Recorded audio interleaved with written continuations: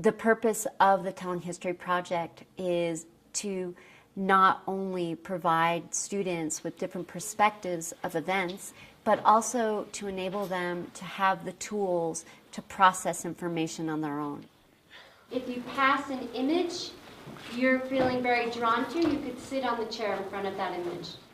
I chose this photo because in the background, the children were kind of looking at the soldiers like they were being mean. Like the soldiers may make them nervous, and if they don't have like free time and they don't have an imagination, they might grow up being depressed. The description basically said that girls from this region of Africa would go and collect firewood even at the young age of 8 and above, and they may be attacked, killed, or even raped. And I have a sister who's 9, and I couldn't imagine her doing any of these things or any of them happening to her. History can be an abstract concept to kids. It was oftentimes, it happened way back when.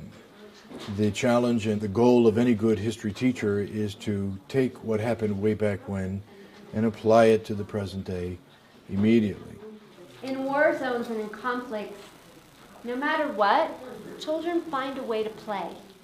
What I see in the Human Rights Telling History Project is that these human rights abuses are occurring today, but you can't understand them unless you have some context of how does it happen, where else did it happen, is there a common thread through it all?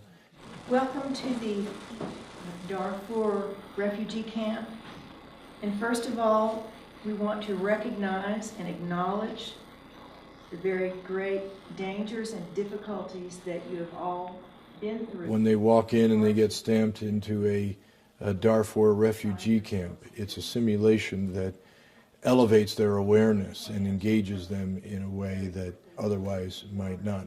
I am here today in a refugee camp in Darfur, and I am interviewing the doctor. In the average person life that goes to a refugee camp, it's really tragic.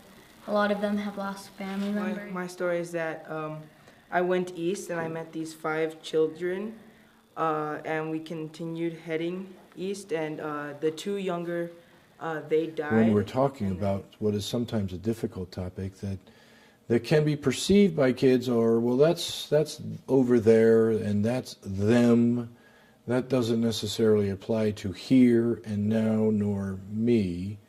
So that's good pedagogy.